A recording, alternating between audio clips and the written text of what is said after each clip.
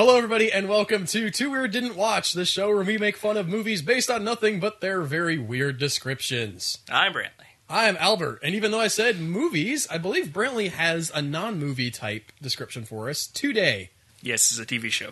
Brantley's going to talk about a TV show. Is it Baywatch Nights, Brantley? Because we already did that one. I don't know if you recall, and I watched some of those episodes now. So we did another TV show lately, or recently? It was that weird Steel... Not Steel, but like the guy was a superhero or something. What's yours today? Dead Man's Gun.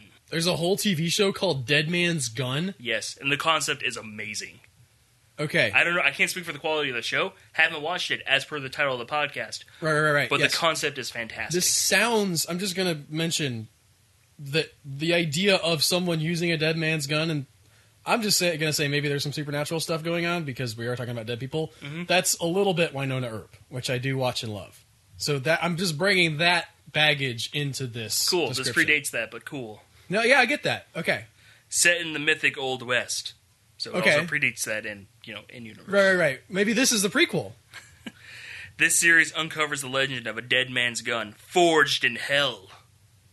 It's a hell gun that grants whoever possesses it unforeseen powers, with usually dangerous results.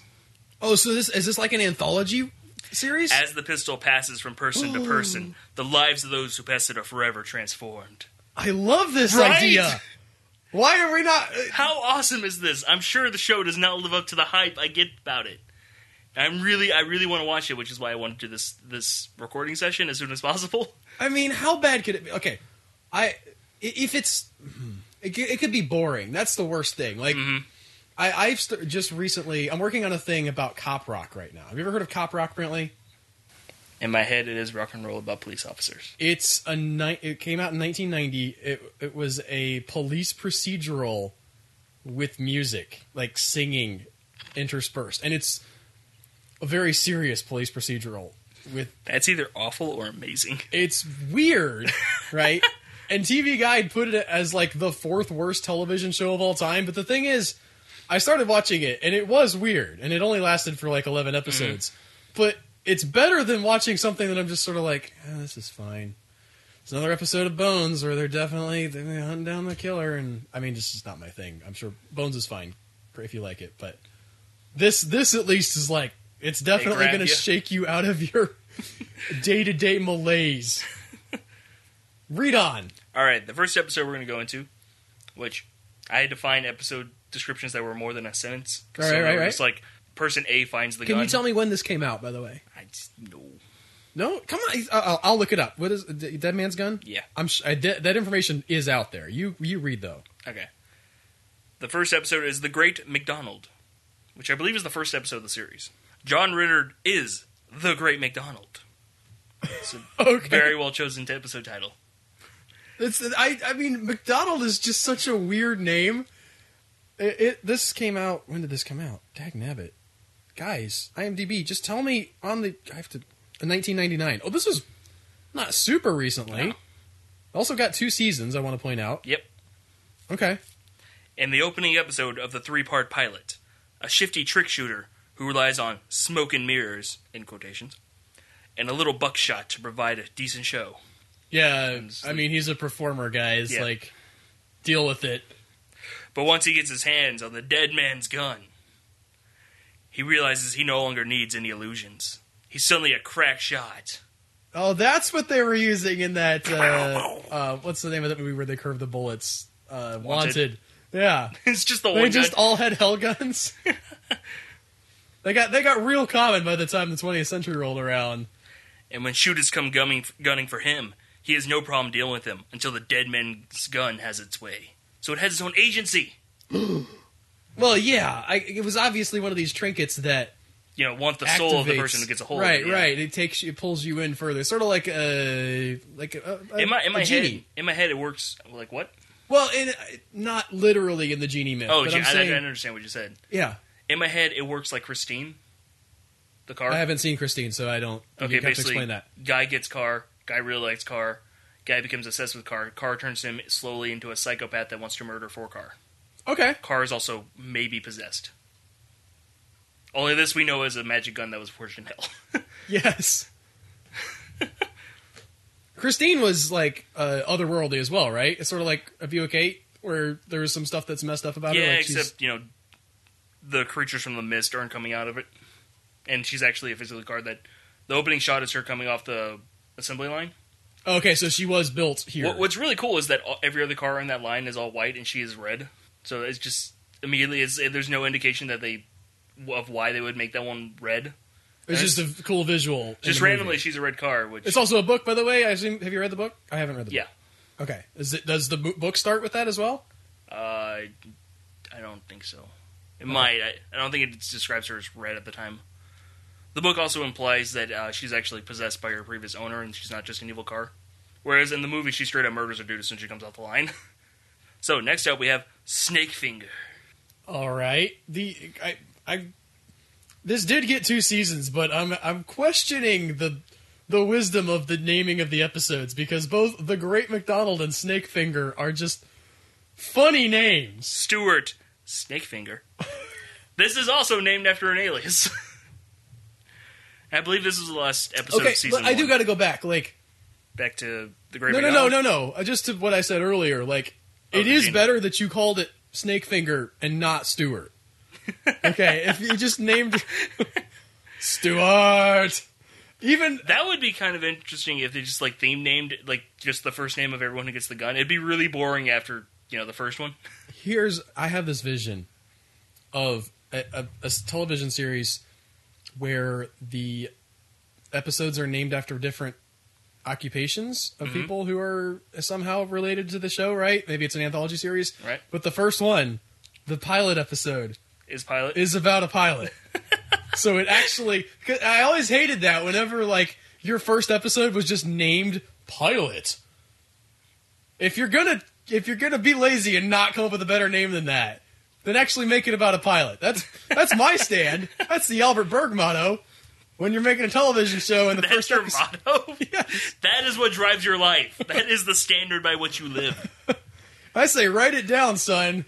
Take this one to the bank. It'll never prove you wrong. If you're going to make the first episode of a television series, make it about a pilot, and then when you call it Pilot, it'll make sense. My son does not understand me. I wonder if the first episode of Wings was called Pilot. I'm going to be really disappointed if it wasn't. I don't know. I've never seen Wings. That show's about pilots. Yeah, I get that. Anyways, Stuart Snakefinger Akins is a professional safecracker by trade. So his nickname makes sense. Okay. He's got wiggly fingers. I don't know what a snakefinger. What a safecracker is going to do with the gun. I mean, I get he's a criminal, but who's had no use for a weapon until he finds the dead man's gun in a safe. In a safe, yeah. Are these all I don't know.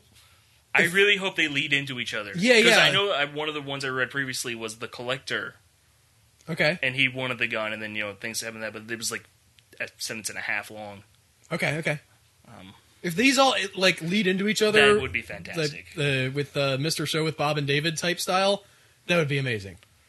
The sheriff hot on his heels has no hope of catching this tricky thief, who is right under his nose, trying to get at the latest unbreakable safe through the bank owner's disinherited daughter. It's a long run-on sentence. Also, we're in the Old West here? Yeah. So, safe technology had not gotten real far at this point. They're still kind of hard to get into. Oh, I get that. I mean, I'm sure that they were doing the best they could. Also, the sheriff's looking for him, so he's trying not to be obvious that he wants the safe. Okay. I like that it's treating it like it's an addiction to him more than he wants the money. You get that rush. It's an unbreakable safe. He goes why'd you have to put that word on there? Now I need it. He's got that gun on his hip. Probably I imagine he's got a number on there somewhere that glows a little bit. There's something that glows, but just for the camera to see. Okay. Show that the gun's gonna poke him to be reckless. What color do you think it glows? Is it red or blue? Red. It's gotta be red, but maybe a kind of a yellowish red, so it kind of looks like fire. In Winona Earp, the gun the barrel has sigils that are carved all into it that glow right before she's gonna kill a demon, which is pretty cool. Cool. So he's trying to get the unbreakable safe through the bank owner's disinherited daughter and grandson. So they're disgruntled about being disinherited, and they're like, "Well, I'll get you in there. I can't crack the safe, but we'll definitely get you in the room with it, if you know what I mean." Well, I don't know. I'm the daughter, and I don't know why I sound like this. I've been drinking. Do not start smoking cigarettes, okay? I'm only 27. I already had a triple tracheotomy. I don't even know if that's a medical thing for real, but this is hurting my voice, so I'm going to stop doing this voice. Have you seen the Venture Brothers? No. There's a character on there who, in the first couple seasons, is the Monarch's girlfriend named Dr. Girlfriend, and she is voiced by a burly, deep-voiced man. Okay. And she's just full-on lady, and they have a bunch of jokes about that. Including at one point she's in a bathroom and someone talks to her and she goes, yes, I'm supposed to be here, I just smoke a lot. And meanwhile, Brock Sanson, every chance he gets, he goes like, I'm still looking for surgery scars. So I was going to say, she must do real bad in West Virginia, huh? Transgender bathroom joke for the win! That political commentary will never get stale. I'll be sad if it doesn't, actually. It'll hurt me in my soul. Anyways, using them, he gets access to the bank. But his trickery backfires when the boy locks himself in the airtight safe. Okay. So he's getting the daughter and her son? He gets in there and he gets it open. And the kid gets in and locks himself inside. Presumably she'll open the thing for him, so he's like disappointed he didn't get to break into it, but he's like, at least I get the money. This is all fine. The story is fine. I don't know what the gun has to do with it. Is the gun going to happen at some point in the story, or is it just sitting on his hip, like sort of... I think it's whispering, yeah. Whispers about Maybe a little more interesting whispers than that. Okay. I mean, you can never really tell what the whispers are in those things. Yeah, no, it's like in Latin or something. There is one game, I can't remember what, I think it's a Turok game, where it has those in a level, but if you track them down, you can find the point where it issues from. It's just people going, spooky whispers, spooky whispers, spooky whispers. And it's great. So only Snakefinger has the ability to break the child out before he suffocates. But will he blow his cover to help another person? And if he does, will the sheriff forgive him? Like, of a safecrafting way. I mean... The sheriff will not forgive him. It's the Old West, he might. Yeah, maybe. Law was a little more because there wasn't as much oversight and there wasn't the internet or TV. So in this, I just want to know, in this scenario, where there's a kid trapped in the safe... In my mind, he's already gotten some money. Well, no, that's fine and everything. But is the sheriff there? Like, is the sheriff there looking at him and he's like... Well, I imagine... I can crack this safe for you. I think she immediately runs to the sheriff as soon as her son locks himself in there, presumably with the key. Okay, yeah. So the sheriff is there, the sheriff is here now. So he has to make he has to decide to either... It's more interesting if he has money already, because then the gun's just like, take the money, run. Take the money, run. Because the gun's trying to turn people into bad people, I assume, since, forced in hell and all that. Right. It's probably sending people there. It's just like a recruitment method, basically. Yeah. We need more dead people. More evil. And then Satan has an army of people who know how to use at least one gun. They can all use a revolver. The angels in heaven are like, they take them making their last. I was like, wait a minute, they have guns? That's not cool. God, what's up with these flaming swords? There's this story online that is really interesting, and it's like the end of the world happens. It's time for the war on Earth between heaven and hell. Yeah, right. But the way it works is that time moves more slowly in hell. So when they show up, they've got swords and things, and they start attacking, and then someone launches a nuke and takes out half their army. Like, whoa! Okay, these people are nuts! Peace! We'll just rent part of the Earth, the one you already nuked. So they actually have peace with hell, and they're just like, we don't want no part of that. Those people are crazy. Like, they're coming up with swords, and we're just firing off the AK-47s and the like. Okay, I always thought that an angel would just be sort of instantly immune to bullets and whatever, because... But it was just an interesting story because it set up this whole, like, kind of economy between hell, earth, and heaven. Yeah. And you don't really want to think about people in heaven using an iPad or, like, tactical nuclear weapons. It just feels wrong. The Archangel Michael just, like, texting Lucifer just like, you are butt. I haven't seen that show, The Good Place. I imagine they probably do that stuff up there, but anyway, what else you got? Next up, we have The Judgment of Joe Dean Bonner, which is a short one, but it's really cool. I like this title, too. Finally. Yeah. I mean, Joe Dean Bonner is kind of a dumb name, but, like, you put The Judgment of anything, and it's pretty cool. So, Joe Dean Bonner is a professional killer who cares for nothing but himself. All right. Which is not surprising, because he kills for money. He does kill people for money. After his latest killing, he rides into a strange town populated by only one man, from whom is it like a lot of the same dude, or just this guy by himself? One guy. Like everyone's my version was more fun. From who he obtains the dead man's gun from. All right, yeah, okay. So now he's stuck in this town with the gun. He doesn't need the gun, right? He's a professional killer, unless he was using knives all this time beforehand. Or maybe like that one guy does, like he keeps killing the guy and the guy comes back, and it's like implied he's God or Satan. Okay. That'd be cool. Not in the description. No. So I can assume I'm that, projecting this part. but that would be fun. Yes. Yeah. It reminds me of Purgatory. Have you seen the movie Purgatory? No. It's a Western movie where this gang kind of runs to this town. And I think I've told the story before on the podcast, and it's just populated by these people, and this one of the gang members, the young one who's not really been into the murdering a whole lot, he just wanted to be in a gang because he's reading the dime novels. Right. He starts recognizing people from the novels, and there's like Billy the Kid, there's Jesse James. And right. Yeah, you did talk about this before, and they're there to sort of they have to live atone 10 for their years. sins. They're the people who are kind of bad, but they're not super bad because they lived in the West, and they're just like not super bad for the West. Yeah. So God gives them a 10-year chance to prove themselves to live without sin or violence. Right. And then, this gangster outlaw town shows up and starts shooting at everyone. And then they're finally like, screw it. Gonna go have fun. Especially Bill the Kid, who's played by... Good talk. Donnie Wahlberg. Alright, in our last episode we covered for this... Oh, wait. What happened to him? He just got the gun? Yeah. From a one guy... You said that was interesting. It is. It's cool the guy's by himself, but then he's just like, and then he gets the gun. What does he do with it? I know. He's stuck in this town, presumably with the one guy he keeps trying to kill over and over again, who is probably God or Satan. No. Okay. I veto on that one. I'm not on board with that. I'm sorry. The last episode from Dead Man's Gun is Four of a Kind. Okay. Card. This one is like the best title we've had so far. I'm just predicting that it's going to be about a card shark. Okay, look. The titles were either good or they had good descriptions after them. Okay, fair enough. We didn't get both. For example, The Judgment of Joe Dean Bonner. I mean, you were on board with that. I was, so. You weren't.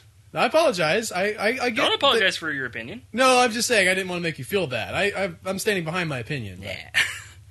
Years after the town hooligan. Remember, like episode 3 when we had hooliganism? Sorry, I just remember that. Nostalgia, guys. That was like a year ago. You used to be able to make a really good living as the town hooligan. You didn't even have to have a college diploma in hooliganism. And, my grandpa, he lived his whole life as a town hooligan, and he retired. He had extra money put aside, and, like, the Hooligan Incorporated treated him right. And nowadays, it's all gone downhill. They have these, gig hooligan economy, for lack of a better word. You got the hooligan app on your phone, and you just like call somebody up, and like the way that's all managed is just. I mean, it's great for us as consumers of hooliganism. I understand that, but like, really, you got to think about the damage to the workers. I want you to know my bearded dragon is looking at you with judgmental eyes right now. Continue. I just needed to get out, that impassioned. Years after the speech. Town hooligan and 3 of his men murder a young woman's husband simply for beating them all at poker. It's the West that happens. Yeah. He was probably cheating. I mean, he may not be. No, he may not have been, but I'm just... I mean, they probably screamed that he was cheating. From their perspective, it's like, how did you win? Clearly, because cheating. It's not because... all our money.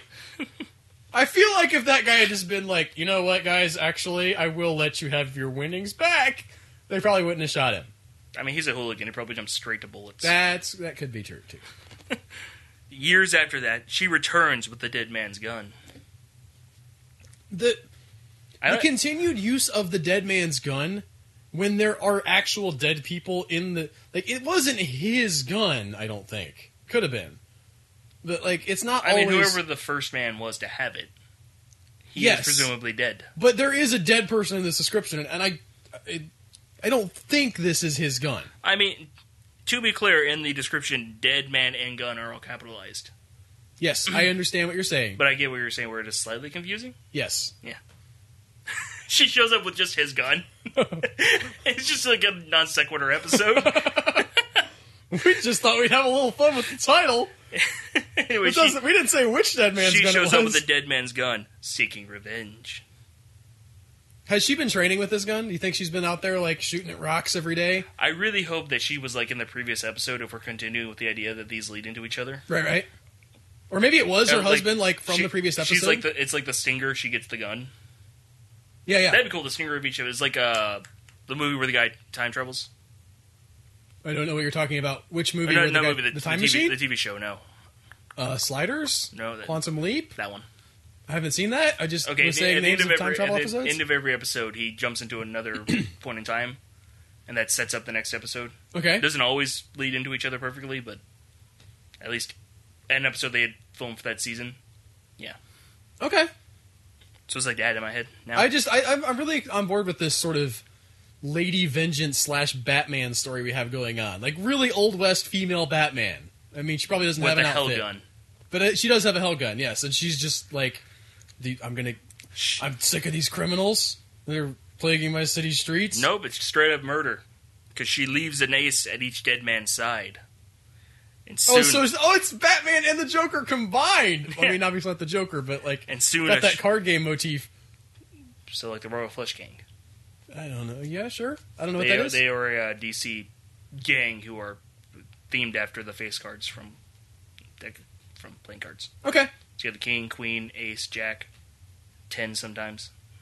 Does the Joker like ever show up with them? Occasionally. They also fight Jonah Hex sometimes. And Batman at the same time, and it's kind of implied that there's time travel there, but it doesn't go into it. It's a weird episode of Brave and the Bold.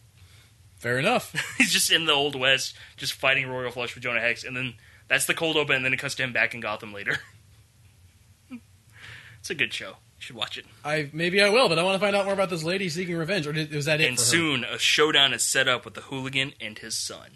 So he's retired from hooliganism and now has a son. He passed on the family hooligan business to his son. He's like teaching him, but yeah, he's like kind of settled down. It's like in Django Unchained when he is taking his first bounty. Right. And then he shoots the guy, and then the kid runs at him and just screams paw. Because from his perspective, his dad just got shot for no reason. It's like that. So to the kid, she's the bad guy. You know, he's learned to be a hooligan, but she's the bad guy because she's murdering what are his probably adoptive uncles and leaving playing cards. He's like, she's some crazy lady with a hell gun. I like this, yeah. And she has to make the decision of, like, what am I going to kill this man in front of his son and continue the cycle?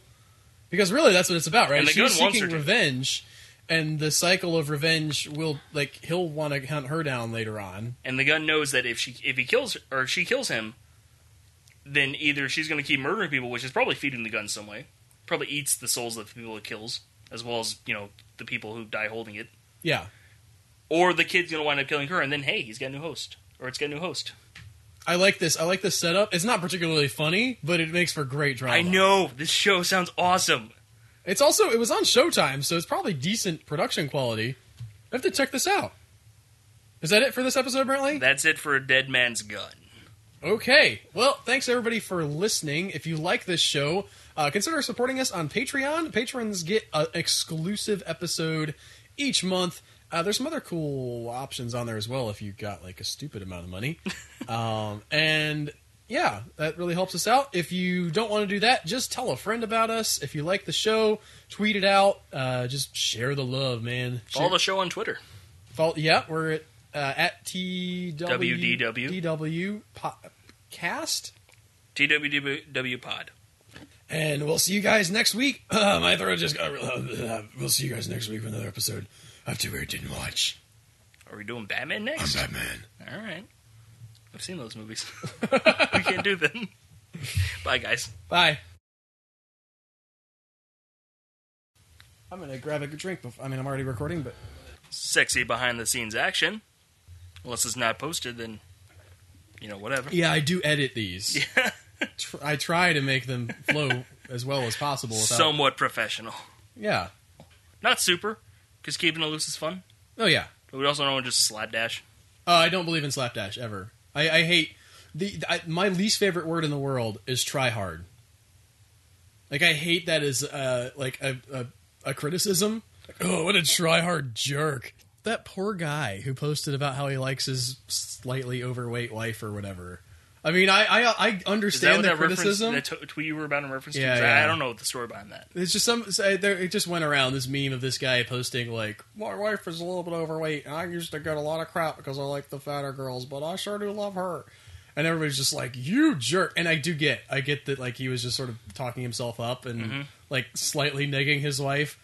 100%. But that crime was not bad enough for the entirety of the internet to jump down this guy's throat. Like, he's just a little bit of a douche. I think there's a lot of them out there. You just found out about that one guy. I think they're kind of at the point where they still don't like Trump, but they're just...